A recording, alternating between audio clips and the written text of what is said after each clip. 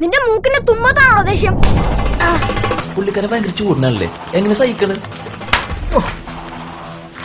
പ്രകാശ്, നീ പറയാനുള്ള പറഞ്ഞാൽ മതി, ഇങ്ങനെ മേത്തരക്കേണ്ട കാര്യമില്ല. എന്താണ് തൊടാൻ പാടില്ലേ? സോറി. നമ്മള് സിനിമയെക്കുറിച്ച് പറയുകയാണെങ്കിൽ തുടക്കം മുതൽ ഒടുക്കം വരെ നമ്മളെ പിടിച്ചിരുത്തുന്നൊരു മനോഹരമായ ചിത്രമാണ് കലി.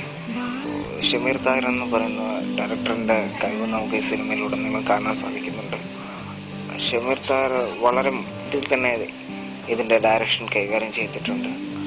അതിൽ അഭിനയിച്ചിട്ടുള്ള ആൾക്കാർ, സായി പല്ലവി, അവരുടെ ഒരു കോമ്പിനേഷൻ വല്ലാതെ നമുക്ക് നന്നായിട്ട് ഫീൽ ചെയ്യുന്നുണ്ട്.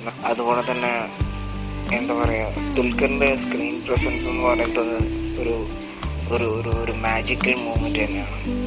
അദ്ദേഹത്തിന് മാത്രം കഴിയുന്നൊരു സ്ക്രീൻ പ്രസൻസ് ഉണ്ട്. വളരെ മനോഹരമായിട്ട് അദ്ദേഹം അത് ചെയ്തിട്ടുണ്ട്.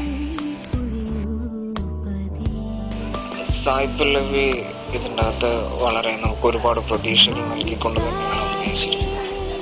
സായിയുടെ അഭിനയം എനിക്കൊരുപാട് ഇഷ്ടപ്പെട്ടു. കാരണം നമുക്ക് ഒരിക്കലും അതൊരു അഭിനയമാണെന്ന് തോന്നില്ല, ഒരു റിയലിസ്റ്റിക്കായിട്ട് ചെയ്യുന്നതായിട്ട് തന്നെ തോന്നും. പ്രേമത്തിന് ശേഷം എനിക്ക് തോന്നുന്നു പ്രേമത്തിൽ സായി അത്രത്തോളം നമുക്ക് അഭിനയിക്കാനുള്ളൊരു ചാൻസ് ഉണ്ടായിരുന്നു എനിക്ക് തോന്നുന്നില്ല, എൻ്റെ അഭിപ്രായമാണ്.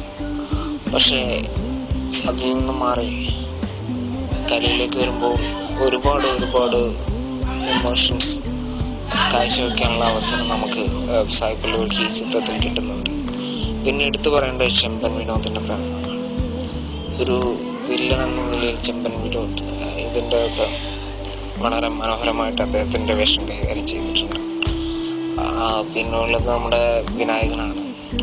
വിനായകൻ ഏത് സിനിമയിലെ പോലെ തന്നെ ഈ സിനിമയിലും അദ്ദേഹത്തിൻ്റെ വേഷം നമുക്കെല്ലാവർക്കും ഓർത്തു വയ്ക്കുന്ന തരത്തിൽ ചെയ്തിട്ടുണ്ട്. പിന്നെ എടുത്തു പറയേണ്ടത് സൗബിൻ്റെ പ്രകടനമാണ്.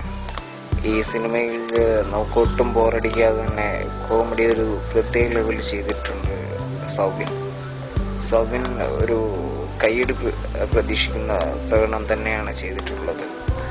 പിന്നെ എടുത്തു പറയേണ്ടത്, നിങ്ങൾ ഈ സിനിമ ഒരിക്കലും ഒരു നീലാകാശം പച്ചക്കടൽ എന്ന് പറയുന്ന ഷമീർ താഹിറിൻ്റെ മുന്നിലുള്ള ഒരു സിനിമയുണ്ട്.